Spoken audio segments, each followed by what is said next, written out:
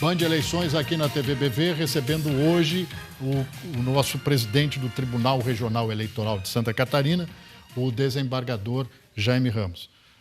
Presidente, todos os últimos 3 pleitos, não só no Brasil, mas principalmente nos Estados Unidos e em outros países democráticos, como na Europa, a interferência das notícias falsas, que sempre existiram, só que agora elas vêm encapsuladas, vêm contidas nas redes sociais e provocam um estrago devastador em algumas biografias, em algumas campanhas.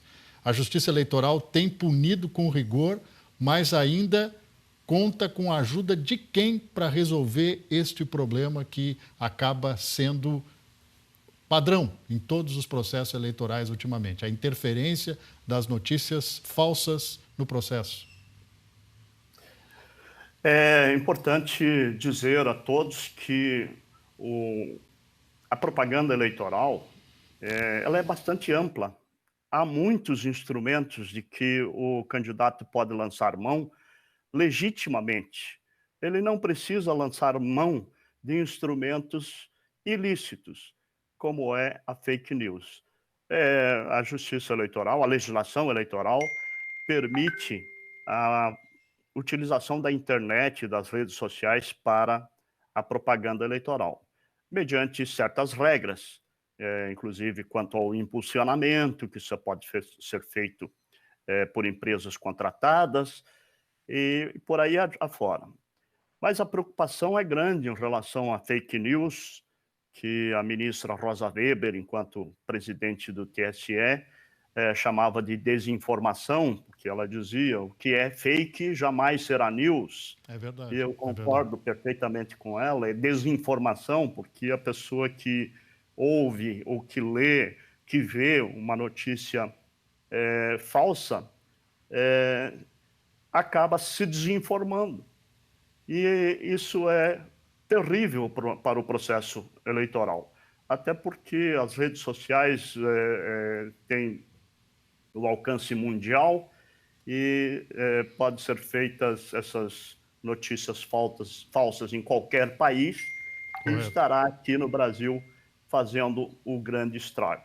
Mas a Justiça Eleitoral está se preparando, sim, o TSE tem um comitê de enfrentamento à desinformação e o TRE, a exemplo do que já fez na eleição passada, tem também o seu comitê de combate à desinformação, coordenado pelo juiz do pleno do TRE, que é o nosso colega Luiz Francisco Del Piso Miranda, e também integrado por forças policiais, por membros do Ministério Público, da UAB, enfim, vários órgãos participam desse comitê, cujo objetivo é detectar os problemas com fake news e, assim, poder a Justiça Eleitoral tomar providências. Mas é importante deixar claro que a Justiça Eleitoral não fará nenhuma censura prévia, não fará nenhuma censura à manifestação de opiniões, porque a Constituição protege a manifestação de opinião. É preciso apenas diferenciar o que é opinião e o que é ilícito. É ilícito tudo aquilo que for mentiroso, né? Algo que não seja verdadeiro e o autor dessa informação ou desinformação sabe que aquilo não é verdadeiro, ou então é ofensivo a adversários e apoiadores, né?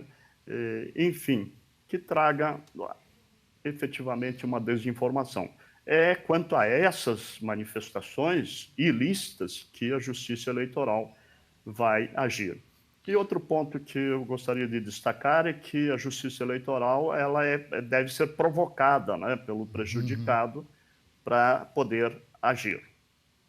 Presidente, o presidente do Tribunal Superior Eleitoral, o ministro Luiz Roberto Barroso, disse com todas as letras, fez uma declaração pública, de que são, primeiro, as empresas que trabalham com redes sociais que devem fazer o policiamento, entre aspas, né, do que for notícia fora da realidade ou incomum.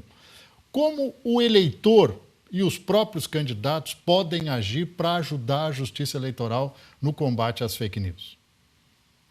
Os eleitores e apoiadores e candidatos, eles têm os instrumentos legais, né, processuais a serem utilizados para a denunciação desses atos ilícitos, dessas propagandas ilícitas. O que nós podemos dizer a todos, o ministro falou muito bem, as redes sociais, as plataformas, as empresas que possuem as plataformas, elas têm certa responsabilidade. Na verdade, a responsabilidade é mais ou menos a de retirar do ar, quando determinado pela Justiça Eleitoral. Então, essa é a grande responsabilidade das empresas. As empresas têm sido parceiras nas últimas eleições com a Justiça Eleitoral, nos orientando a forma como nós devemos agir em relação a pedidos, a determinações dos juízes para retirada de conteúdo ilícito do ar. As empresas, inclusive, já estão apresentando seus endereços eletrônicos e físicos para que a Justiça Eleitoral disponha dessas informações e assim possa levar ao conhecimento delas a necessidade de retirada. Pegar um trecho de uma citação que o senhor fez agora há pouco, até para explicar para o eleitor, ou reforçar esse ponto, a Justiça Eleitoral trabalha sendo provocada. Ela não vai fazer uma fiscalização genérica nas ruas, ela precisa da denúncia, ela precisa da fundamentação. Esse também é um papel importante para o eleitor e os partidos políticos e os candidatos nessa eleição? Perfeitamente. Papel importante especialmente para candidatos e partidos que podem fazer representações à Justiça Eleitoral. Agora, também quero deixar claro que, em relação à propaganda em geral, há possibilidade de atuação da Justiça Eleitoral ex officio, especialmente na prisão, inclusive, de pessoas que estejam praticando propaganda eleitoral indevida. Né? Sim. A propaganda, como eu disse, é bem ampla a possibilidade de propaganda eleitoral, de modo que não vejo a necessidade de os candidatos e partidos utilizarem de propaganda ilícita. Como a Justiça Eleitoral encara um pleito em meio a uma pandemia, algo inédito na nossa história nos últimos 100 anos, e de repente nós teremos uma eleição com uma campanha que não vai se dar necessariamente nas ruas e não no corpo a corpo. Vai ser uma campanha que vai ter que seguir as orientações médicas. Algum entendimento por parte da Justiça Eleitoral que isso possa prejudicar tanto a participação dos candidatos quanto a participação popular no pleito? É um desafio realizar eleições municipais de 2020 em meio a essa pandemia da Covid-19. É um grande desafio para todos nós, Justiça Eleitoral, eleitores, candidatos, partidos e demais participantes. Mas haveremos de cumprir a nossa missão democrática de fiscalizar e acompanhar e realizar, enfim, as eleições sem qualquer problema. As preocupações são grandes, né, como já falei no início, com a segurança da saúde de todo mundo. Nós estamos preocupados, estamos agindo nesse sentido. Mas, quanto à propaganda eleitoral, eu penso que há uma vasta gama de criatividade que os candidatos, partidos e apoiadores podem lançar mão para fazerem propagandas lícitas, especialmente na internet, chamando os eleitores e mostrando o seu perfil, as suas realizações, enfim, como vai exercer o seu mandato de forma ética e que os eleitores possam confiar neles. Então, esse é o desafio também para os candidatos, partidos e apoiadores, porque eles é que têm a grande missão de encontrar os meios lícitos de fazer as propagandas. Talvez você queira falar alguma coisa sobre comícios, né? Os comícios são permitidos, né? Mas, evidentemente, devem observar as regras sanitárias, né? Presidente, chamar o eleitor para participar das eleições, esse chamamento à democracia, também tem sido outro desafio, porque a gente vê a cada pleito que o número de abstenções, o número de ausências, né, está aumentando entre os eleitores. É um momento para o eleitor reagir e acabar com essa estatística crescente? É o momento, sim. E eu quero dizer a todos que, além de o voto ser obrigatório, né, por enquanto ainda, né, essas abstenções elas não ajudam em nada a democracia, porque os eleitores é que escolhem os seus mandatários, aquelas pessoas que vão governar a todos, inclusive aquele eleitor que se absteve, de modo que ele deve escolher melhor os seus representantes, fazer a sua análise, né, do perfil e da capacidade do candidato para representá-lo no mandato de prefeito, de vereador. E eu quero dizer, o eleitor tem que exercer livremente esse direito-dever de votar, para poder bem escolher. E aí entra a questão de certa cultura de corrupção eleitoral. Corrupção eleitoral, inclusive, no fato de o candidato pagar uma continha de água, uma continha de luz, uma CNH, uma taxa de CNH, para o eleitor votar nele e ainda levar a família toda como eleitores daquele candidato. Isso é ilícito, isso não pode acontecer, de modo que o eleitor tem que ter liberdade completa para exercer o seu voto e que exerça da melhor forma possível, que compareça às urnas, sim, porque é um grande momento da democracia, especialmente as eleições municipais. Presidente, jornalista gosta de fazer esta pergunta, mas a estimativa nem sempre é possível estabelecer agora.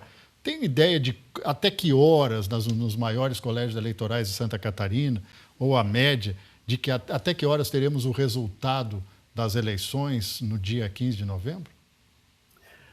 Bom, vocês todos sabem que o TSE está estudando ainda, né? Mas já há uma certa definição de que haverá o acréscimo de 1 hora no período de votação do dia da eleição. Provavelmente esse acréscimo será colocado no início da votação, iniciando a votação às 7 horas e não às 8, como sempre ocorre, e terminando às 17 horas.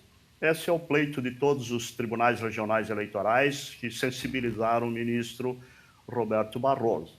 E, por enquanto, nós não temos ainda essa definição, mas já está tudo mais ou menos encaminhado para isso, das 7 às 17 horas. E, a partir das 17 horas, então, os presidentes de mesa, depois de tomadas as providências de fechamento, de encerramento da votação, ele leva o material, encaminha o material para a Justiça Eleitoral. Transmitir, desde logo, os resultados para o TRE, para o TSE, e esses resultados já trazem, quando finalizado algum município, já teremos, então, o prefeito e os vereadores eleitos. Então, vai por partes, né? O município que chegar antes, né, com todos os seus resultados, terá o seu prefeito anunciado o mais cedo possível. Então, acredito que lá pelas 17h30 nós já teremos vários prefeitos anunciados, né, e vereadores.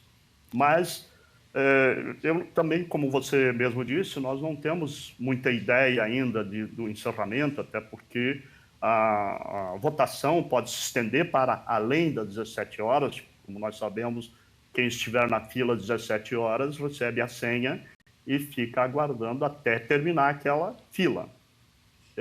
Mas esperamos que os eleitores compareçam nos horários durante o dia todo, que não se atrasem, né, que não cheguem na última hora, para não acontecer esse atraso. Mas esperamos que até 20 horas, eu estimo que 20 horas nós tenhamos, se não a totalidade dos municípios, mas a grande parte. Desembargador Jaime Ramos, presidente do Tribunal Regional Eleitoral de Santa Catarina, muito obrigado pela sua presença. Desejamos que tudo corra na mais perfeita ordem e a TVBV está sempre à disposição do senhor para as suas considerações. Muito obrigado. Esse recado final ao eleitor, que então exerça o seu direito e dever de votar livremente, sem qualquer impedimento, e que realmente participe da democracia, escolhendo seus mandatários como prefeitos e vereadores.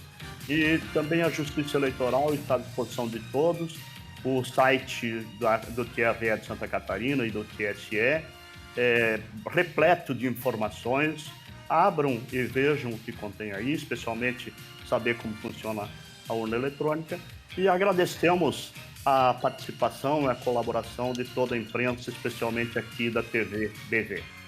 Muito obrigado para o senhor, uma boa noite.